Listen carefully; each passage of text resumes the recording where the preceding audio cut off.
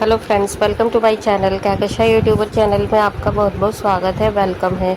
तो फ्रेंड्स, हम आपको बता दें, इंडियन आइडल सीज़न 12 के विनर पवनदीप राजन का हाल ही में जब एक्सीडेंट हुआ था तो उनके पैरों में काफ़ी ज़्यादा गंभीर चोटें आई थी, जिसकी वजह से उनका काफ़ी लंबा इलाज चला था दिल्ली के फोर्टिस हॉस्पिटल में।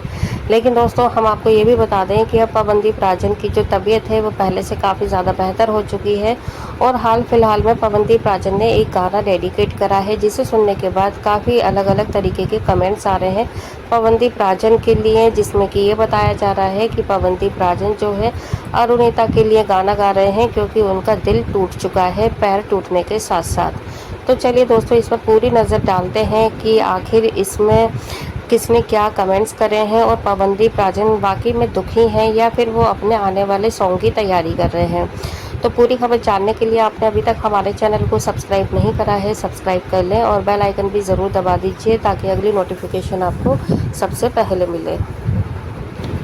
तो दोस्तों, जैसा कि हमने अपनी और भी वीडियो में बताया है कि जो पवनदीप राजन हैं उनका एक्सीडेंट हुआ था 5 तारीख को, जिसमें कि काफ़ी ज़्यादा उन्हें चोटें लग गई थी, काफ़ी गंभीर हालत में उन्हें हॉस्पिटल पहुंचाया गया था। और फिर खबरों की माने तो पवनदीप राजन को जब एम्बुलेंस में लेके जाया जा रहा था उस टाइम पे उन्हें होश था और होश में आने पर जब मतलब उन्हें थोड़ा बहुत होश था तभी उन्होंने एम्बुलेंस के ड्राइवर को बोला कि आप मेरे घर पे फ़ोन करके बता दीजिए, इन्फॉर्म कर दीजिए कि मेरा एक्सीडेंट हो गया है और मैं इंडियन आइडल का विनर पवनदीप राजन हूँ। तो यहाँ पे जो कैब ड्राइवर था एम्बुलेंस का, तो वो पहले से ही पवनदीप को पहचानता था। तो उसने बोला कि है ना, आप टेंशन मत लो, मैं आपके घर पे फ़ोन कर देता हूँ और मैंने आपको पहचान लिया है। और फिर जब उन्होंने अपने घर पे फ़ोन करा तो मानो उनके घर वालों के तो पैरों के नीचे से ज़मीन ही निकल जाती है, जिससे बिल्कुल वो एहसास हुआ था कि एकदम से क्योंकि एक रात पहले ही जब वो घर से निकले थे सही सलामत थे, उनकी माँ को, बहनों को, पिताजी को बिल्कुल भी यकीन नहीं हो रहा था कि ऐसी हालत उनके साथ में हो जाएगी।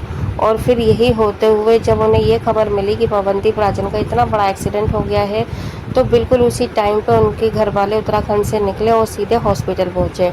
और वहां जब पवनदीप की हालत देखी तो मानो उनके तो माँ बाप जो थे बिल्कुल बेहोशी की हालत में आ गए थे और उनकी बहनों का बुरा हाल हो चुका था रो रो कर। लेकिन दोस्तों, फिर भी ना ही घर वालों ने हिम्मत हारी और ना ही पवनदीप ने खुद ने।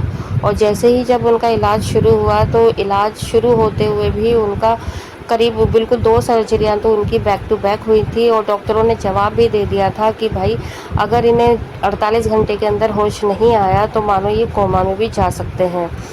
तो फिर बस तभी से सोशल मीडिया पर लो और हर जगह पवनदीप राजन के लिए दुआएं होने लगी, उनके माँ बाप ने दुआएं करी और जो भी पवनदीप राजन को जानते थे, पहचानते थे, उनके फ़ैन थे, रिश्तेदार हों चाहे पड़ोसी हों, सभी ने पवनदीप राजन के लिए बहुत ज़्यादा दुआएं करी, पूजा अर्चना करी, फास्ट रखे कि वो सही हो जाए और उनको होश आ जाए। और हुआ भी कुछ ऐसे ही दोस्तों, बिल्कुल असर हुआ दुआओं का और पवनदीप को होश आ गया और वो कोमा में जाने से बच गए। लेकिन दोस्तों, ऐसे में जो ट्रोलर्स थे जो कि चलते हैं पवनदीप राजन को सही होते हुए नहीं देखना चाहते या पवनदीप राजन को नहीं चाहते थे कि वो कभी भी सही रहें, और जिन्हें खुशी हो रही थी उनके एक्सीडेंट सुनने पर, तो उनका तो बाद में जब पवनदीप राजन की हेल्थ में सुधार आता गया, वो अपने हॉस्पिटल से फ़ोटोज़ वगैरह अपलोड करते चले गए अपने फैंस के लिए, तो वहीं पे जो ट्रोलर्स थे जो कि नहीं चाहते थे पवनदीप सही हो, अच्छे हो, उन्होंने भी कमेंट्स करना शुरू कर दिया। उन्होंने कह दिया कि है ना, देखो ये तो इनके कर्मों की सज़ा थी जो इनको मिली है और ये तो एक दिन होना ही था, कुछ इस तरीके के कमेंट्स आए।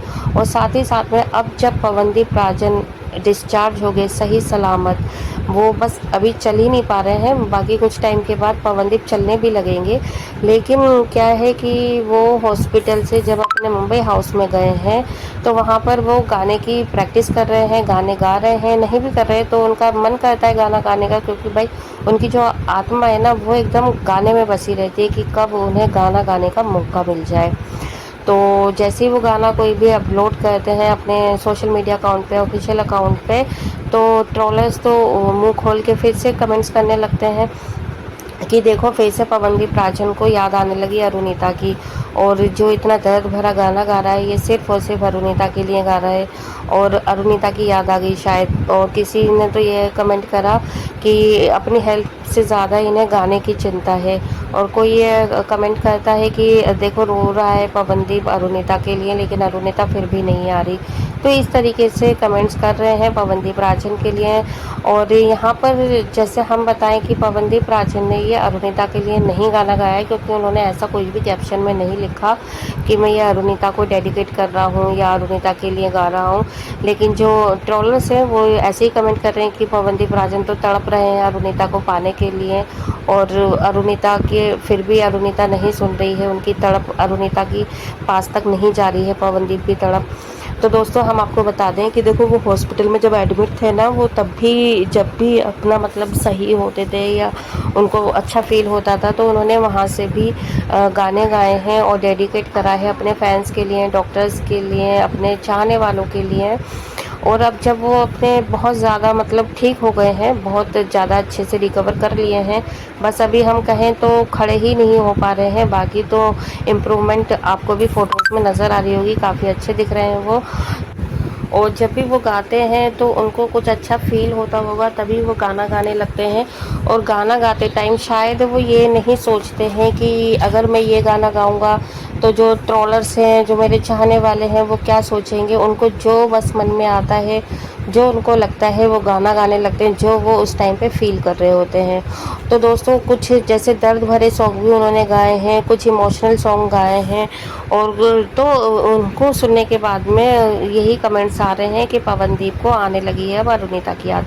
और जबकि हम आपको ये बता दें कि अरुणिता या पवनदीप के बीच में अब ऐसा कुछ भी सिस्टम नहीं है, ना ही पवनदीप अरुणिता को याद कर रहे हैं और ना ही अरुणिता को कुछ भी इन बातों का फ़र्क पड़ रहा है। क्योंकि अगर फ़र्क पड़ ही रहा होता तो शायद अरुणिता पवनदीप से मिलने के लिए तो हॉस्पिटल में ही आ जाती।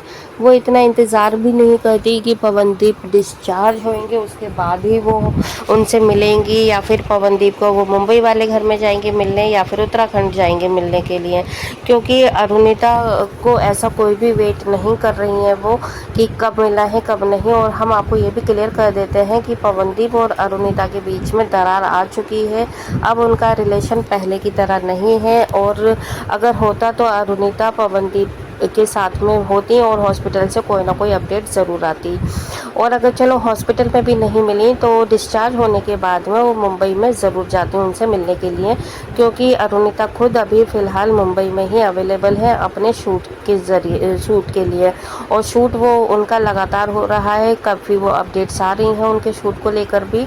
और उनके आने वाले टाइम में एक वीडियो नहीं आ रही है, जैसा हमने अपनी पिछली वीडियो में भी बताया है।